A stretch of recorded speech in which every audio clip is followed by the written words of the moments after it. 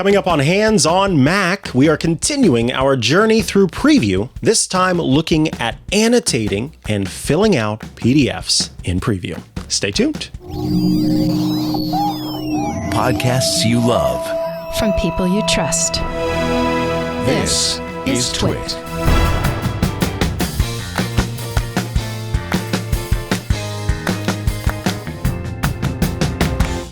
Welcome back to Hands on Mac. I am Mikah Sargent, and today we are continuing our journey through the Preview app on macOS. It is a full, powered app that can do so very much.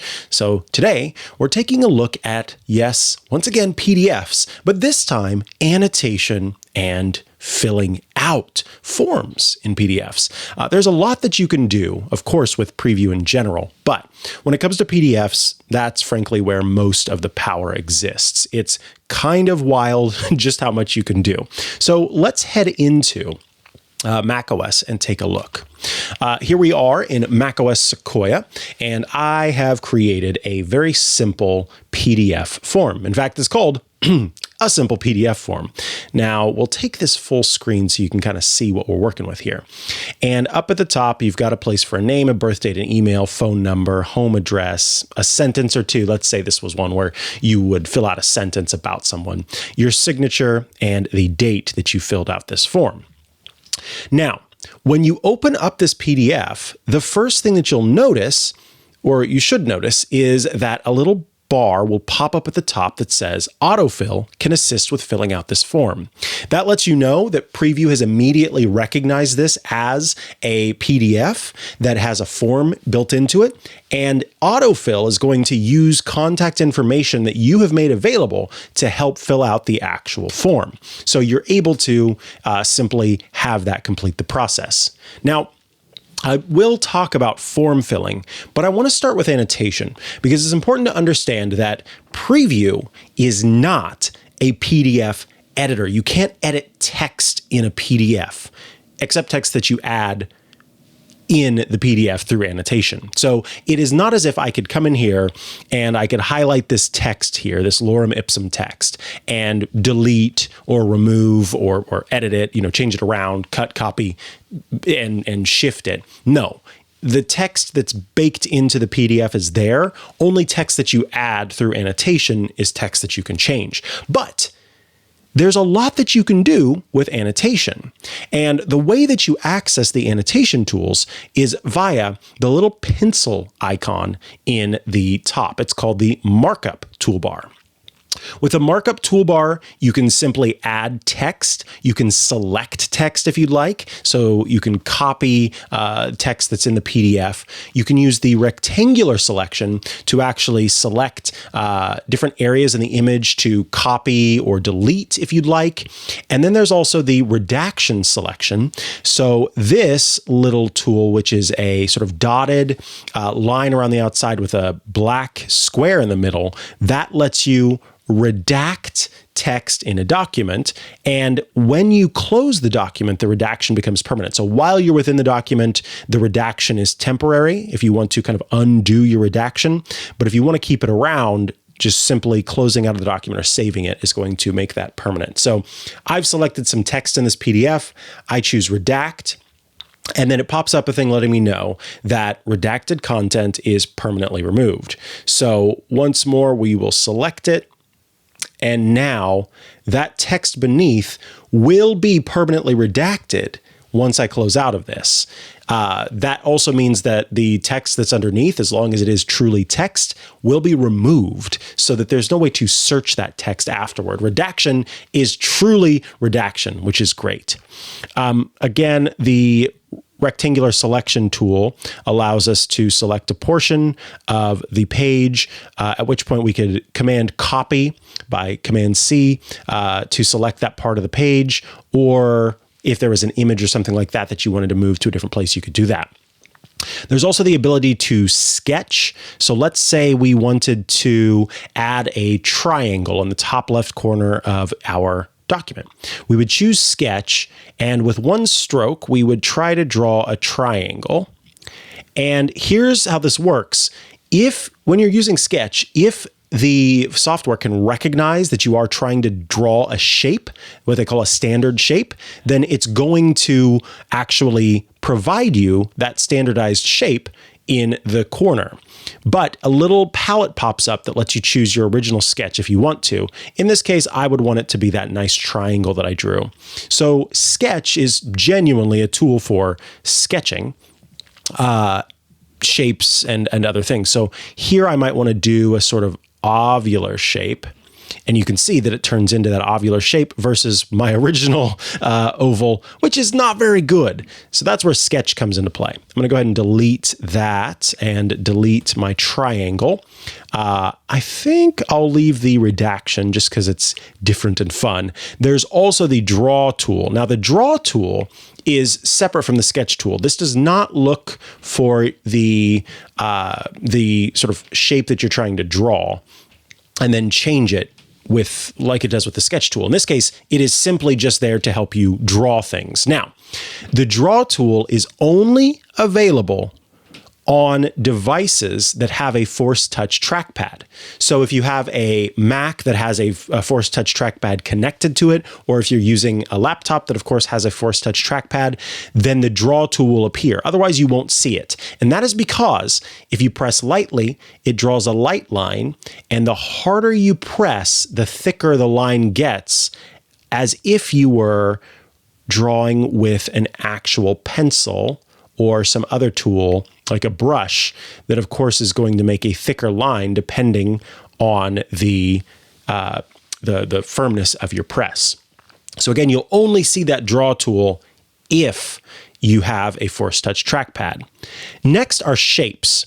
With the Shapes tool, you can choose a line, you can choose an arrow, and you can change how that arrow forms. So for example, the two blue circles on the far left and the far right let you change the starting point and ending point of the arrow, whereas the green dot in the middle is to adjust the curve of the arrow.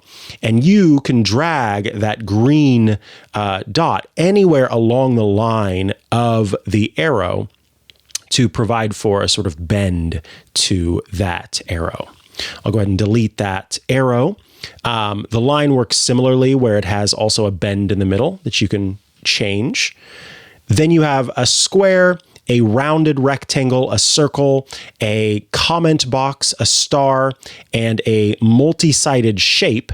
And I say multi-sided shape as opposed to saying hexagon because there is a green control point that lets you choose how many sides that shape has, all the way down to 3 sides, all the way up to many, many, many sides around the outside of that shape. Each of those shapes is also able to be adjusted for the sort of thickness, but we'll talk about that in a moment because we have 2 more things that are located in the shape section. One is called highlight. And what this does is it lets you highlight a portion of the page. So everything else gets darker, save for the part of the page that you select using the highlight tool.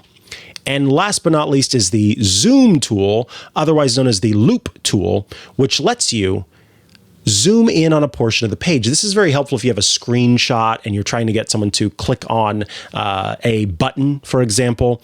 You can change the size of the zoom and then also change the amount of zoom with that green control point to make it bigger or smaller. And of course, deleting that will get rid of it. Next is text, which of course lets you add a text box to the page. You can choose where the text goes. You can make it more than one line. You can type in any amount of text that you want.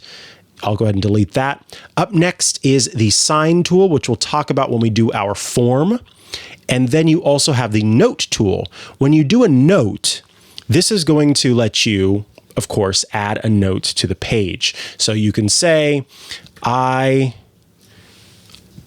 think this should be rendered in blue, for example. And then we can take that, that note and move it however you might want to, if we select the right tool. then we can take that note and drag it over to the side, and then clicking on it will make it large again, and we can see what that note says. Right-clicking will give you access to some more options, including changing the font by the style, whether it needs to be bold, italic, etc., etc. You also have access to the standard writing tools built around macOS and loads of other things. So clicking off of the note renders it as a small square. Clicking onto the note, that little square will make that note full size. Up next are the tools that let you change how something appears. So I'm going to draw summon, so to speak, a rectangle to the page, and we'll choose the shape style. Here, we can change the thickness of the border for this shape. So it can be very thick as a square. It can be very thin as a square. We can change the style from a dashed line for the border to a sort of colorful, almost as if it was drawn with a crayon line. Deselecting any of the shape styles will let you turn it off. And then, of course, the ability to add a drop shadow is available as well. Now I'm going to delete this because you may have noticed that there are some options that are only available in the shape style for certain items. So you can make an arrow large or small. You can make it a dashed line or a solid line. You can make it look as if it's a sketch. But what you can also do is change an arrow into a simple line. You can have the arrow be left pointing instead of right pointing, or you could have the arrow have two sides to it. So those are all shape styles that are unique to that item. Now, if we add a little comment box, you'll notice that it's a little bit different. We have two control points. One that changes the size of the sort of caret part of the speech bubble, and one that changes the end point for the caret of the speech bubble. And with this, if we look at the shape styles, once again, the arrow portions are grayed out, but we can add a drop shadow or change the thickness of the line. Up next is the ability to change the color of the border of the item. So if we choose, let's just go with a rounded rectangle, and we will select orange. That will change the outside border to orange, the stroke as it's called. Then the next one is the fill color. Here we can change it. Right now it's transparent. We could fill that in with a light orange color. And we'll click OK. And now we have a rounded rectangle that is filled in with a lighter orange color and a border or a stroke that has a darker orange color. This is all adjustable depending on the shape. So if we add an arrow, for example, an arrow doesn't have a fill. So in this case, we see that the stroke is set to orange. We could change that to green. And if you set a fill, then you'll notice that it sort of puts that fill in a strange place. We don't want to add a fill to an arrow. The next option after your border color and fill color is your text style. And of course, this only applies to if you have text. So we'll choose the text box and we'll add, this is some text. And then I will select that text and go to text style. Now, I do want you to note that when I selected the text, I was presented with the option to change the border. We can add a border around the outside and the option to change the fill. You could put, for example, a fill for this text. So let's see, we'll do a light yellow. This is some text and it has a black border, a yellow background, and some orange or some red text. Now, if we go to text style, I can change the typeface that's being used. Maybe I want this in Gotham, for example, which is not there. So we'll just choose graphic, and then we will change that to size 35. We can make it bold, italicized. We basically have all of the controls that you'd expect from simple text styles. There's also the option to rotate an item to the left or to the right, depending on what you have in the document, and the ability to crop if you're working with an image or wanting to hide a part of a PDF. So if you are kind of trying to shrink down a PDF, you may see that as an option in the markup section as well. That is how you annotate a document, particularly a PDF. We showed how you can add some text, how you can add different shapes, how you can redact, how you can add a note and have that appear in the document as well. And then it's time to take a look at how you can use the built-in form fill options to actually fill out a PDF. When it comes to Preview, if Preview recognizes that you're working with a form, it's going to give you the option to fill out that form very easily. The way that we fill out a form is by going up to the toolbar and choosing the Form Fill button to start the form fill process. When you do that, you're going to see that the document changes a little bit. There will be a blue rectangle appearing over the lines that are the document to be filled out. So the different form fill spaces like name, birth date, email, phone number, home address that we have in this document, a sentence or two, a signature, and a date all turn blue. And you're presented with a toolbar at the beneath the kind of main toolbar, including one for text selection, rectangular selection, redact, and sign, which again we'll talk about in a moment, plus the ability to add a text box if there's a part that's not being recognized or if you'd like to add text to a certain place. So here we're going to fill out the form, and this is Mikah TWiT. So we'll fill out that name. Birth date is, let's just go with November 7th, 1984. Email, mikahtwit@icloud.com. Phone number, 555-424-7911. Home address would be, what was that address? 1351B Redwood Way. Petaluma, CA 94954, our old TWiT address. And then in this document, I made up this idea that the person would write a sentence or two, so about themselves. So here's a sentence about me. That's it. And in this case, I want you to notice something.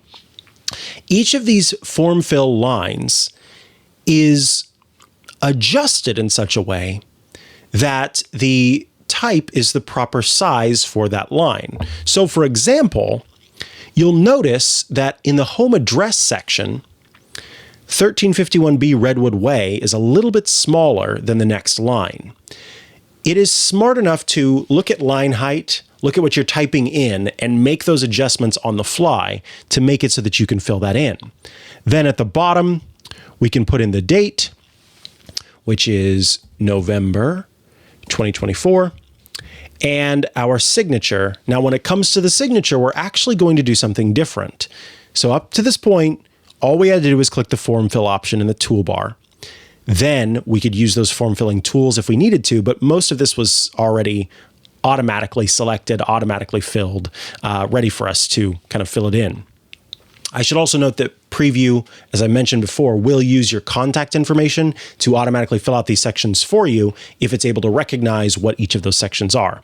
In this case, we're going to choose the sign option, and you're given the ability to do a couple of things. First and foremost, you can use the trackpad of your Mac to actually do the signature. So in this case, I will click to begin, and now I'm going to draw on the trackpad with my signature. Now, it's important to understand that you have to treat the trackpad as if it is that spot on the page. So in this case, I will need to press any key to undo it, and then I'm going to clear it out, and we're going to try again. And so I click I take my finger away because I want to put my finger on the edge of that trackpad and sign as if I'm Mikah TWiT. So I'm going to do this and then TWiT. And now I can press any key to say I'm done. And I choose, let's say that's full name, and we'll choose done. Now I can drop that signature, boom, onto the page. There's Mikah TWiT. But you're also able to actually write on a page, a piece of paper if you'd like, to have the signature captured by the camera. So we can also take a look at that. So I'll take a piece of paper that I have, and I will sign with my little fake signature here. And we'll do, how did I do that? And then we go. So now I have this fake signature. Well, it's hard to see, but what we'll do is we will choose that again. We'll choose create signature. And this time we're going to choose the camera. And up pops our little, signature here. And we will choose, there we go. So it automatically popped up the signature. We can choose done. And now we have that version as well.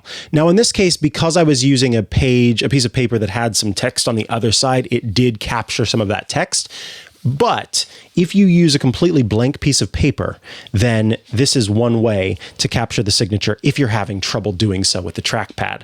But now we have our signature on this form. The rest of it has been filled out. Some of the page has been redacted. We've got a note added as well. And now we can Command S to save this simple PDF form that we used preview to help us fill out.